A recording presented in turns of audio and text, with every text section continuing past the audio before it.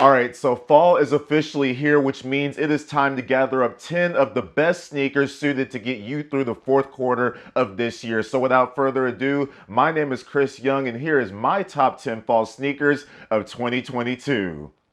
Now, before I showcase my list to all of you, I just wanted to acknowledge that October is Breast Cancer Awareness Month. Breast cancer is one of the deadliest diseases found in a woman and man's body, and while I've known many brave individuals who have conquered this disease, unfortunately, there's still a ton of people out there battling day by day, which is why it is important that we praise them for their resiliency, but also keep them uplifted in prayer. So anyone who has ever been affected by this heinous disease, my thoughts, prayers, and love go out to all of you, not only this month, but all the time, because this is just something that we need to find a cure for. It's so detrimental to the body, and I just hate for anybody to have to experience this type of pain. And I stand with anybody who is just, continuing the battle, doing the good fight, and just know that there's no situation that God can't fix in an instant. Kicking off this list at number 10, we have the Tom Sachs Nike Craft General Purpose Shoe.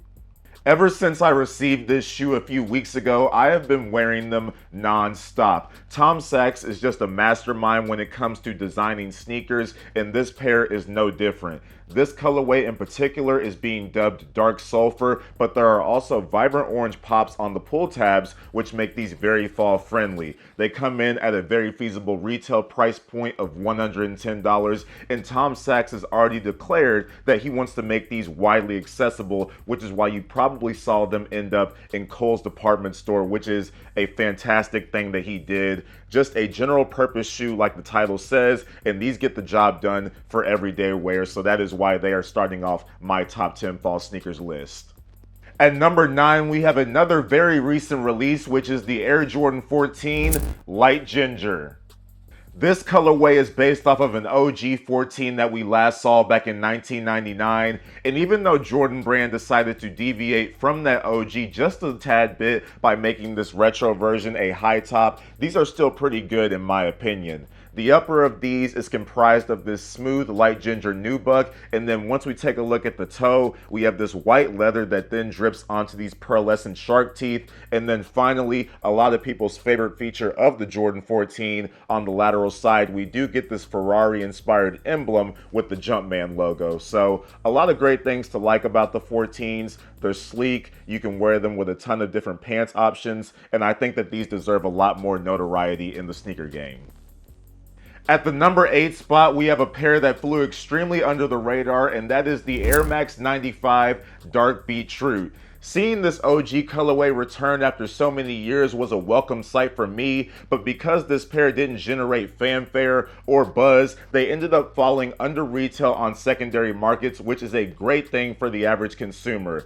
This pair consists of that dark beetroot color on the eyelets, Nike swoosh, we get some black nubuck nearing the toe, and then finally we have that iconic gradient fade pattern which wraps all the way around the upper of the 95, culminating in a perfect fall sneaker. At number 7, we feature one of my favorites from New Balance, which is the 2002R in the Incense colorway. Ever since the 2002R made its debut, I've been a huge fan of this silhouette. It does keep that traditional dad look that New Balance is well known for, but at the same time, it incorporates modern day technology as well as an aesthetic that people of all ages can get behind. If you don't prefer this colorway, I would also recommend the Bryant Giles as well as the olive brown GR that is sitting on most retailers right now. These do go for a retail price of $140, so very feasible for the average consumer, and I just want all of you to experience the greatness that the 2002R possesses. At number 6, we have a pair that has stirred up a lot of controversy within the sneaker community over the past few weeks, and that is the Air Jordan 4 Black Canvas. The Black Canvas Air Jordan 4 generated a ton of hype right out of the gate due to its striking resemblance to the Air Jordan 4 Carhartt M&M, which goes for $30,000. Now, put aside those comparisons for one moment and just look at this sneaker for what it is, a black Air Jordan 4. These are extremely clean, guys. Obviously, you get that black canvas surrounding the upper, but you also get this great grain of suede surrounding the toe box. light gray steel waffles, and then you also get a varsity red pop on the outsole. So very great details on this sneaker. And if you don't own the 2019 Bred 4 or those overly priced Black Cat 4s, this could be a next great option for you.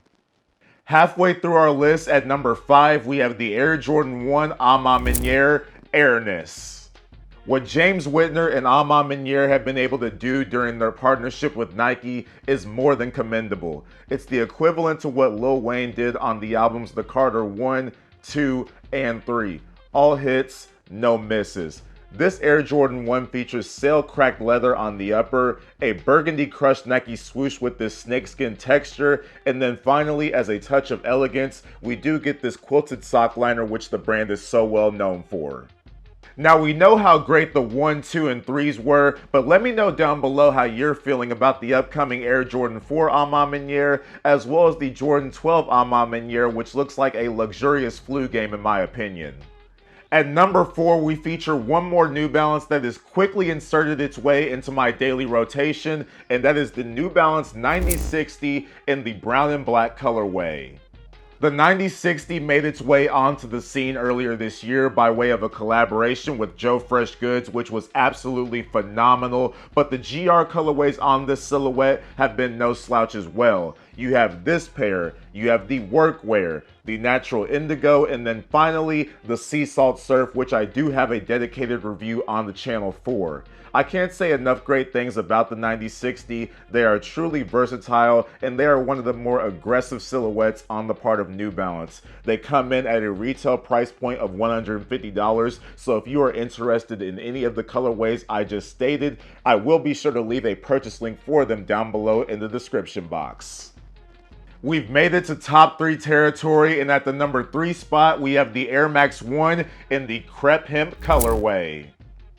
After being put in the vault since 2004, Nike did all of us a favor and brought back this absolute gem. Although this iteration differs just slightly from that 04 pair, Nike still did an excellent job on these in my opinion.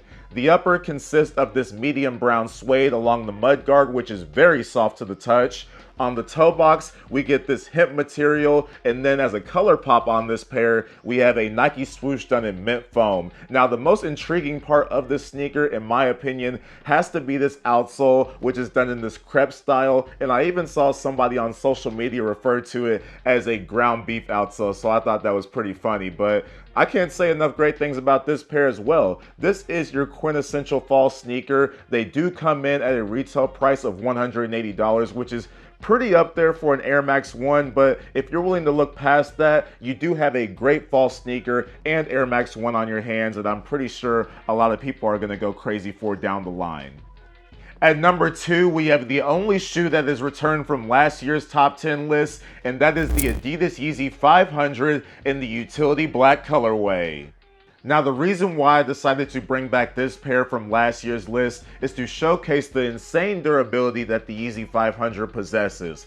This pair in particular is from a 2020 restock, and if you just take a look at the upper of these, they look just as good as the day they were delivered to me 2 years ago. I have put a ton of miles on this sneaker, and I would just recommend it to anyone who hasn't owned a Yeezy before. The Yeezy 500, I would consider it to be like the middle child of the Adidas Yeezy line. It doesn't get enough love in my opinion, and this utility black pair will definitely get you through the fourth quarter of 2022.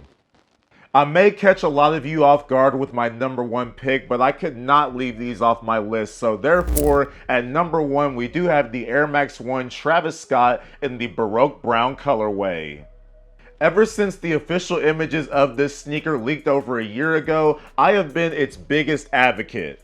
This pair boasts a variety of beautiful brown shades on the upper, as well as red ghillie laces, a unique Nike swoosh with this beaded texture, and then finally on the heel, we have this tribal pattern strap, and directly below that, we have this Nike pennant which pays homage to one of Nike's earliest sneakers, the ACG pocket knife. I wore this sneaker a ton throughout summer here in Louisville, so I can only imagine the kind of mileage I'm going to put on these once fall is in full swing. So let me know what you guys think about the Air Max 1 Travis Scott Baroque Brown, and if you believe these are deserving of being the top spot on my top 10 fall sneakers list. Alright guys, so this wraps up my top 10 fall sneakers for 2022. Let me know what you guys think about my list down below in the comments section, as well as feel free to sound off what you plan on wearing throughout this season. I wanted to include a good mixture of obtainable GRs, as well as some hype pairs to cater to both sides of the community. I will be sure to leave purchase links to all 10 pairs we displayed down below in the comments section, so please be sure to check that out following the video. But I cannot leave without saying thank you guys so much for your continuous support. Because of you, we are inching so close to 7,000 subscribers, and I couldn't do any of this without the support that you give me. So thank you guys again so much. Stay safe, stay blessed, aim high for all of your goals, and until next time, I'm out.